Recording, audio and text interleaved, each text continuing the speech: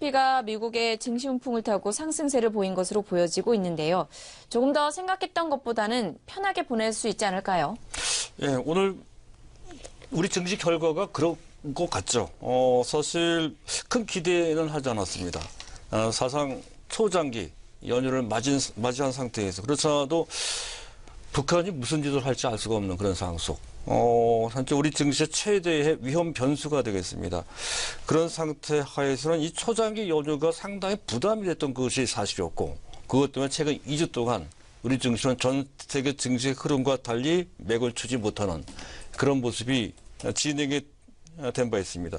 하지만 특별히 외형적으로 대북 리스크가 크게 개선됐다 이렇게 보기 어려운 상태 하에서 우리 증시가 모처럼 만에 탄력적인 반등이 나왔다 하는 것, 그것이 진정성 있는 반등인지 과연 이 연휴를 안심하고 보낼 수 있는 정도의 그런 상황이 돼가고 있는 신호인지 이 부분을 좀 잘 판단을 해야 될 것 같습니다. 자, 먼저 우리 증시의 최대 발목을 붙잡고 있는 리스크 요인입니다. 대북 리스크인데요. 약간의 변화가 있는 것으로 판단은 됩니다. 일단 첨예한 대립 관계에 있었던 북미의 관계가 지금 현재 외신을 통해서는 현재 물밑에서 접촉을 하고 있다는 설이 나오고 있죠. 겉으로는 으르렁대지만 속으로는 현재 협상을 시도한다는 얘기가 되겠고요. 또 한 가지는 중국이 갑작스럽게 대북 제재를 강화시키기 시작했습니다. 이에 미국이 어느 정도 화답을 하는, 즉 그들의 강경 태도가 약간은 유화적인 쪽으로 누그러지는 그런 측면이 좀 있습니다. 그래서 전체적인 긴장감도가 좀 낮아지는 그러한 상황이라는 것이 아마도 연휴 중 계속 긍정적인 분위기를 만들 소지가, 또 연휴 끝난 다음에도 마찬가지죠. 그렇게 될 소지가 크다는 관점에서 일단은 그 어느 때보다도 조금 그 부분은 좀 편해진 측면이 있고요. 또 사드 보복과 관련돼서는 정부 차원에서 대통령이 직접 얘기를 했습니다. 대응을 하겠다는 것이죠. 시간은 걸리겠지만 어찌됐든 그를 통해 전에 말씀드렸던 화장품주들이 급등을 했고요. 이런 것도 우리나라 증시 분위기를 한 단계 현재 들어올리는 데 도움이 된다는 것이죠.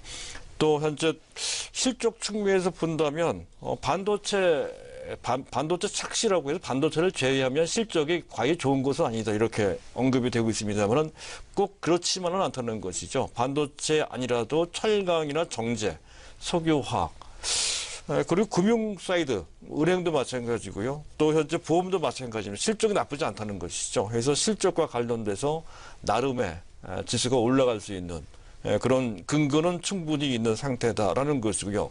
또 상당 기간 동안 부진을 면치 못했던 취약 업종들이 있습니다. 자동차나 조선 내지 건설은 아직은 아닌 것 같죠. 어쨌든 이쪽이 업황 턴 어라운드 조짐이 특히 조선주를 중심으로 해서 나타나고 있고요. 또 현재 지금 자동차 같은 경우도 수출을 통해서 어느 정도 반전이 모색되는, 또 신차를 통해서 반전이 모색되는 단계에 이른 것 같습니다. 따라서 시장, 북한 리스크만 없다고 한다면 이를 통해서 충분히 우리 증시는 전 세계 증시와 갭 메꾸기도 하겠지만 자체적으로도 그것을 모멘텀으로 해서 올라갈 수 있는 기반, 최소한의 근거가 확보돼가고 있는 것으로 그렇게 판단이 되고요.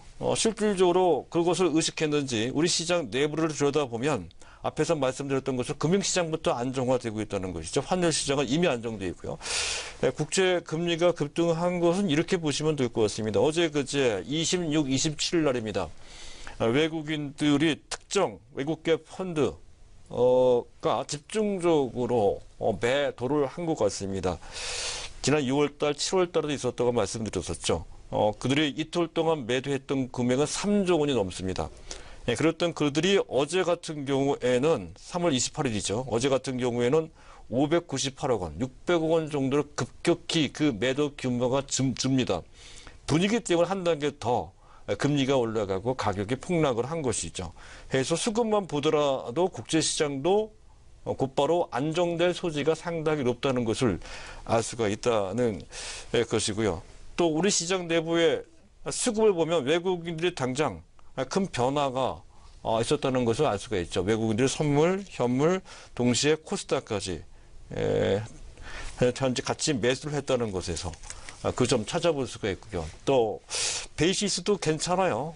전체적으로 현재 선물시장 참가자들도 현재 상황이 그렇게까지 크게 위험하거나 나쁘지 않다. 이렇게 이제 보는 듯 하고요. 또 한 가지 우리가 체크를 해야 될 것은 미국 시장 내에서 그러한 기미를 포착할 수 있다는 건데요. 지난주, 이번 주도 마찬가지입니다. 지난주에도 있었죠. 미국 연준 위원들 일부가 제닛 옐런 의장도 포함되고요.